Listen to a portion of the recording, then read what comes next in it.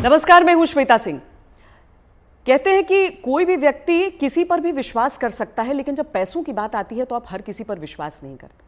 लेकिन कुछ नाम ऐसे होते हैं जो नाम आप अपने पैसों के साथ भी उन पर भरोसा करते हैं, उनकी जो सलाह है, उनका जो मशवरा है उसे लेते हैं। ये सबसे सरल और सामान्य भाषा में मैं अपने मेहमान का इंट्रोडक्शन आपको दे सकती हूँ। डॉक्टर विवेक बिंद्रा, बहुत बहुत स्वागत है आपका।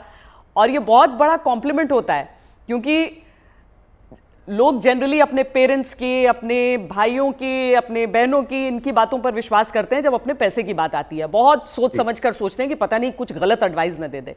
लेकिन आपके में क्या बात ऐसी है कि ये बड़ा बिजनेस जो है उसकी तरफ जो आम इंसान है वो इतना खिंचा चला आता है? धन्यवाद, थैंक यू। आम इंसान तभी खिंचा चला आएगा जब आप एक रियल वैल्यू क्रिएट कर सकते हैं, और वो रियल वैल्यू क्रिएट करने के लिए आम इंसान की जो सबसे खास समस्या है उसको सुलझाने के लिए क्या प्रयास किया जा रहा है। तो आज जो व्यापारी वर्ग हमारे देश में, देखिए, एंटरप्रेन्योरशिप बहुत पुराना है हमारे देश में, लेकिन स्केल नया है। बिजनेस खड़ा तो लोगों ने किया है, लेकिन बिजनेस बड़ा नहीं किया है। और बिजनेस बड़ा कैसे किया जाए, उसके लिए सोलोप्रेन्योर, एंटरप्रेन्योर के लिए हमने हिंदी भाषा में एक बड़ा बिजनेस, ये प्लेटफॉर्म ऐसा बिल्ड किया है जिससे वी आर हेल्पिंग, और आज बिलियनियर प्रोफेसर्स के साथ में हम उनकी मदद कर पा रहे हैं। लगभग 10 करोड़ लोग हमारे वीडियोस हर महीने देखते हैं, विच इज 100 मिलियन का हमारा मंथली एक्टिव यूजर है, और एक फार रीचिंग इम्पैक्ट है। आज 750 डिस्ट्रिक्ट के अंदर आज हमारे ऑफिस, माइक्रो फ्रेंचाइजी उनके साथ में नीचे जाके एक आम आदमी का हैंड होल्डिंग कर रहे हैं। अपना ये एक मुद्दा है कि रिक्शा वाले को भी हम एक बड़ा एंटरप्रेन्योर टेक्नोलॉजी के साथ एनेबल, साधारण भाषा में सिखा के उसे कैसे आगे बढ़ा दें। अच्छा, सुना है कि आपको कुछ गिनीज बुक रिकॉर्ड्स में भी नाम है, कई सारे रिकॉर्ड्स हैं इनफैक्ट। धन्यवाद, थैंक यू। हाँ, ठीक बात है। हालांकि ये वर्ल्ड रिकॉर्ड बनाना हमारा गोल नहीं है, वो एक आउटकम है। गोल हमारा था कि क्या हुआ पेंडेमिक में। अब मुझे वो 2020 का वो समय याद आता है जिस समय अप्रैल का टाइम था, बहुत ज्यादा सब जगह इतना ज्यादा उस समय माहौल पैनिक का था कि लोगों को समझ नहीं आ रहा था क्या किया जाए। तब हमने पहला एक वेबिनार किया। एक वेबिनार में अमूमन 100, 200, 500, 1000 लोग आते हैं। हमारे वेबिनार में 10 लाख, 15 लाख, 20 लाख लोग आए, तो गिनीज वर्ल्ड रिकॉर्ड में आ गया। तो हमने स्ट्रैटेजी का, सेल्स का, ऑपरेशंस का, रिटेल का, स्टार्टअप का, हमने हर सब्जेक्ट पे, लीडरशिप पे, इन सब पे हमने वेबिनार्स किए, मार्केटिंग पे, और हर बार जो वेबिनार था वर्ल्ड रिकॉर्ड में आता चला गया। आज लगभग Guinness book of world record हमारे 9 हैं, और golden book of world record मिला के हमारे 10 वर्ल्ड रिकॉर्ड बन चुके हैं। ये जो शो आप कर रहे हैं, जो जीता वही Sikandar, horses table, good news today पर, इस शो का कॉन्सेप्ट क्या है? क्या है इस शो में? देखिए, वैसे तो होना चाहिए जो जीता वही चंद्रगुप्त मौर्य। हाँ। क्योंकि चंद्रगुप्त जीते थे, सिकंदर नहीं जीते, पर क्योंकि ये कहावत बहुत ज्यादा मशहूर है तो ये नाम भी रखा गया और बड़ा अच्छा चला। ये on the spot funding reality show है। इसमें 8 इन्वेस्टर आते हैं, हर एक इन्वेस्टर अपने साथ 5 करोड़ रुपए रेडी रखता है। 24 स्टार्टअप सामने आते हैं। स्टार्टअप आता है, रियलिटी शो है, पैसा इन्वॉल्व है। इसमें Sunil Shetty production, India TV, अपना इंडिया टुडे ग्रुप जो है हमारा, और सारे, मेरा जो रोल है इसमें मेंटर, कोच, एडवाइजर और स्टार्टअप गुरु का है। तो हम लोग मैक्रो इंडस्ट्री का एनालिसिस भी देते हैं और साथ में माइक्रो बिजनेस का एनालिसिस देते हैं। स्टार्टअप आता है, इधर सबके सब इन्वेस्टर बैठे रहते हैं, आमने सामने चर्चा होती है, वहीं सब ओके हो जाता है, वहीं पैसा और उनके बदले में उनकी इक्विटी ली जाती है। तो बड़ा अच्छा शो है। पैसा लेने के लिए देखिए कई तरीके हैं। सेल्फ फंड आदमी कर सकता है, दोस्त से ले सकता है, परिवार से ले सकता है, लेकिन जो एंजल इन्वेस्टमेंट है, वो एंजल इन्वेस्टमेंट वो आपसे छोटी सी एक ओनरशिप, हिस्सेदारी कंपनी में ले लेता है। जो एंजल आता है वो एंजल की तरह काम करता है। बहुत सारे एंजल इन्वेस्टमेंट के लिए बड़े अच्छे सारे प्लेटफॉर्म्स हैं। Startup grind, Indian angel network, venture catalyst, Chennai angel, lead angel, Sequoia, Nexus, Kalaari, Mumbai angel, बहुत हैं। लेकिन तब भी बावजूद उसके केवल 2% लोगों को पैसा मिल पा रहा है। 98% लोग फेल हो जाते थे। तो उसी के लिए हम लोगों ने मिलकर ये शुरू किया हॉर्सेस टेबल, जहां पे हम और लोगों को पैसा दे सके, उनकी मदद कर सके। अगर उनके आइडिया में दम है तो उनकी ग्रोथ में हिस्सेदारी देने के लिए हमारे इन्वेस्टर साथ में आते हैं, और मैं उसको वहां पे आके मॉडरेट करता हूं, मैं अपनी एडवाइस देता हूं, जिसके बेसिस पे आगे हम लोग उसको आगे बढ़ा पाते हैं। मतलब इसमें कोई भी आ सकता है, कोई भी जो जिसके पास कोई आइडिया हो कि किस तरीके से आगे कोई बिजनेस हो सकता है। ज़रूरी नहीं है कि कोई बड़े बड़े ग्रुप्स हों, बिजनेस हाउसेज हों। ये मकसद क्या है इसका? आइडिया कहाँ से आया? श्वेता जी, यही तो मेन मुद्दा है कि अगर आज मैं गुवाहाटी के आगे वहां से 200 किलोमीटर दूर जाके, जहां असली भारत बसता है, जो केवल दिल्ली मुंबई में नहीं है, उन लोगों को हम ला सके, उनको बढ़ा सके। देखिए, आइडिया यहां से आया कि एक एडम स्मिथ नाम के जेंटलमैन रहे, उन्होंने मैक्रो इकोनॉमिक्स पे किताब लिखी है। 200 साल पुरानी किताब है, उसको पढ़ने के बाद कुछ नहीं चाहिए। वो कहते 4 चीजें होनी चाहिए। एक जिस देश की पॉपुलेशन बढ़ रही है वहां बिजनेस अच्छा होगा, जहां टेंडेंसी टू कंज्यूम है, हमारे देश में स्वतंत्रता बहुत है, कुछ भी कंज्यूम कर सकते हैं, हमारा देश चाइना की तरह नहीं है। तीसरा, जहां एंटरप्रेन्योर बहुत है, और चौथा जहां इनोवेशन है। तो चारों लिहाज से 4 में से 3.5 नंबर इंडिया को दिए जाते हैं। इंडिया में एंटरप्रेन्योरशिप बहुत तेजी से बढ़ रहा है। तो हमारे को आपने पूछा आइडिया कहां से आया, आइडिया यहां से आया कि गड्ढा ढूंढने का एक ट्रेनिंग दिया जा रहा है, इसके द्वारा लोगों को इंस्पायर किया जा रहा है कि कैसे एक स्टार्टअप आए, क्या वो कस्टमर का टाइम बचा रहा है तो उसको पैसा मिल सकता है, हाँ भाई बड़ा अच्छा कर रहे हो आप, क्या वो कस्टमर का एफर्ट बचा रहा है, क्या वो कस्टमर का कोई कंफ्यूजन घटा रहा है, क्या वो कस्टमर के लिए सामान सस्ता लेके आ रहा है, क्या वो कस्टमर की प्रायोरिटी पे उसको फोकस करा रहा है, क्या वो कस्टमर को बढ़िया स्किल सर्विस, क्या वो कस्टमर को कोई वेंडर आइडेंटिफाई करके दे रहा है, क्या कस्टमर के लिए कोई कन्वीनियंस क्रिएट कर रहा है। तो basically urban company Oyo, Swiggy, Ola, Zomato, Flipkart, just dial, zoom, ये सब इंडियन स्टार्टअप्स हैं जो कस्टमर की कोई ना कोई समस्या को सुलझा रहे हैं, और जैसे वो समस्या सुलझाते हैं, और इसी के लिए हम इंस्पायर करना चाहते हैं कि स्टार्टअप ऐसा ही है जो कस्टमर की बर्निंग प्रॉब्लम को, ज्वलंत समस्या को सुलझा सके। पर इसके आगे क्या होगा? मतलब अगर कोई इंसान है, जैसे मान लीजिए मेरे पास ही कोई आइडिया है, तो मुझे तो बिजनेस चलाने के बारे में मालूम नहीं है, फंडिंग अगर मान लीजिए मुझे मिल भी जाती है यहाँ पर, तो आगे क्या बिजनेस चलाने में मदद भी मिलेगी? बहुत अच्छा प्रश्न है आपका। देखो, जब इन्वेस्टर आता है ना, तो वो स्मार्ट कैपिटल लेके आता है, केवल पैसा नहीं लाता है, वो एक हैंड होल्डिंग सपोर्ट लेके आता है। बड़ा बिजनेस साथ में हमारी कंपनी भी आ रही है, तो हम उनको लाइफ टाइम मेंबरशिप देते हैं, ट्रेनिंग देते हैं। देखिए, जब इन्वेस्टर आता है तो वो स्टार्टअप को मेंटरशिप देता है, एडवाइस देता है, रिसोर्सेज देता है। तो इसीलिए ये जो हॉर्सेस टेबल है, जो हमारे आज यूट्यूब चैनल पे आ रहा है, जीएनटी पे आ रहा है, गुड न्यूज टुडे, और अच्छा नेटवर्क आपने चालू किया है, तो ये हम यहाँ पे इन्वेस्टर एक स्टार्टअप को आगे जाके और फंड रेज करने में मदद करता है कि सीरीज ऑफ इन्वेस्टमेंट पिचेस डाल सके। हर स्टेज पे उसके साथ इन्वॉल्व होता है। एक आइडिया स्टेज से रेवेन्यू जनरेटिंग स्टेज तक इन्वेस्टर साथ में जुड़ता है। कई बार तो इन्वेस्टर अपना फ्री ऑफिस स्पेस भी देता है। अगर आपकी कंपनी छोटी है, आप हमारे ऑफिस से आकर शुरू कर सकते हो। उनको डिजिटल मार्केटिंग सपोर्ट देता है, टेक्नोलॉजी बनाने में, मैन पावर लाने में। तो ऐसा नहीं, इतना ही नहीं है, बल्कि मैं आपसे ये भी बताऊंगा कि फंड का इस्तेमाल कैसे हो रहा है, इस पर भी स्टार्टअप आकर के स्टार्टअप के ऊपर इन्वेस्टर नजर रखता है। इन्वेस्टर देखता है कि ड्यू डिलिजेंस करता है, उनको स्मार्ट कैपिटल देता है, उनके नेटवर्क को बढ़ाता है, उनको फ्यूचर इन्वेस्टर अट्रैक्ट करने में पूरी मदद करता है, उसको ब्रांड बिल्डिंग करता है, उसका माउथ पीस बन जाता है। वो केवल पैसा नहीं इन्वेस्ट करता है, वो उसको पूरी गाइडेंस देता है आगे, उसको बिल्कुल हॉक आई के साथ में जुड़ा रहता है, उनकी रिपोर्ट्स लेता है हर हफ्ते, हर महीने। ऐसा नहीं कि जैसे लिस्टेड कंपनी तो क्वार्टरली रिपोर्टिंग करते हैं, इनसे तो हर महीने रिपोर्ट किया। तो स्टार्टअप पे कड़ी नजर भी रहती है कि वो पैसा कैसे इस्तेमाल कर रहा है, और उसको हैंड होल्डिंग करके सपोर्ट करके ग्रोथ के लिए भी मदद की जाती है। इसीलिए इसी लिहाज से हॉर्सेस टेबल एक रेवोल्यूशनरी कॉन्सेप्ट है जो आज जीएनटी के साथ बड़ा बिजनेस मिलकर के लेके आया है। ये बड़ी अच्छी चीज़ है, क्योंकि थोड़ा तो मार्गदर्शन भी चाहिए सबको, लेकिन नज़र भी रखनी ज़रूरी है। लेकिन एक थ्योरी ये भी है डॉक्टर विवेक बिंद्रा कि स्टार्टअप्स का बबल एक क्रिएट हुआ था, और वो जो बुलबुला है वो अब धीरे धीरे फूट रहा है। आपकी क्या सोच है इस पर? नहीं, मैं ऐसा बिल्कुल नहीं मानता। ये कोई बुलबुला नहीं, ये रियल सब्सटेंस है। अगर ये बबल है तो हमें मानना होगा कि 700 मिलियन इंटरनेट यूजर भी इंडिया में बबल है। इंटरनेट यूज करना बंद कर देंगे क्या लोग? आज UPI card payments, net banking, transaction, ये सब बंद हो जाएगा। अक्टूबर में ही साल $100 बिलियन की ट्रांजैक्शन यूपीआई पे इंडिया में हुई है। ये स्टार्टअप का नतीजा है। रेवोल्यूशनाइज किया है डिजिटल ट्रांजैक्शंस को, ये स्टार्टअप का नतीजा है। बहुत सक्सेसफुल स्टार्टअप्स आ रहे हैं। 42 नए यूनिकॉर्न 1 साल में आए हैं। आप समझिए, जितने यूनिकॉर्न 10 साल में बने, यूनिकॉर्न का मतलब 7,500 करोड़ की कंपनी, जितने स्टार्टअप 10 साल में बने, उतने ही स्टार्टअप पिछले 1 साल में भी बन गए। तो ये बबल नहीं है। इंडिया इस समय टॉप 3 यूनिकॉर्न प्रोड्यूसर में जो स्टार्टअप के है उसका नाम आ चुका है। यानी कि हर 9 दिन के अंदर हमारे देश में एक नया $1 बिलियन स्टार्टअप पैदा हो रहा है। स्टार्टअप जो है ना, ये अब 2011 में 9.5 साल लगा करते थे, और उसके बाद ये समय कम होता चला गया। 2012 से जो स्टार्टअप आया वो 4.5 साल में $1 बिलियन हो गए। आप ये समझिए कि ट्रैवल एजेंसी जो होती थी वो Goibibo, Thomas Cook, make my trip में आ गई। सरकारी नौकरी घट रही है, स्टार्टअप बढ़ रहे हैं।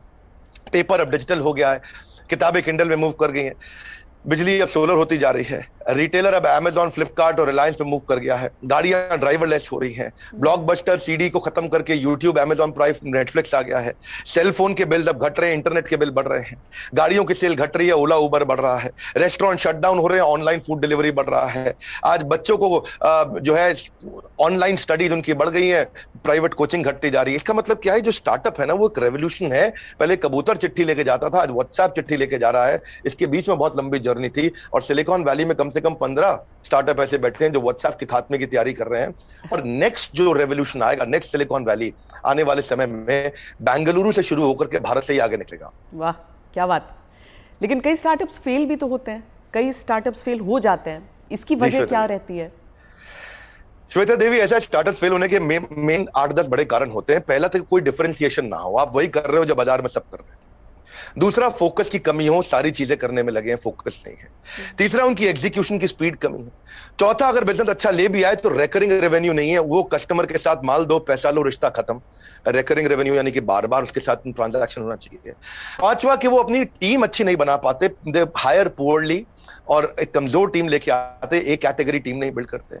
वो कुछ ऐसा बना बैठते हैं, गलती से एक और गलती एक करते हैं कि वो जो मेरे को अच्छा लग रहा पर कस्टमर को उसकी जरूरत नहीं, यानी कि कस्टमर अनफ्रेंडली प्रोडक्ट बना देते हैं, कस्टमर का फीडबैक नहीं लेके आ पाते हैं।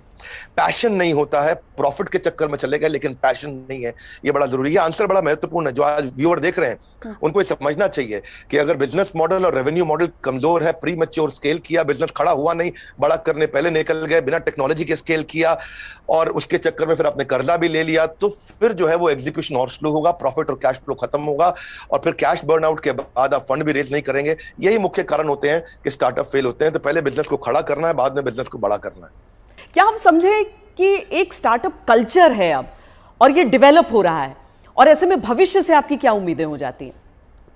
देखिए, स्टार्टअप का कल्चर अब डेवलप हो रहा है इंडिया में।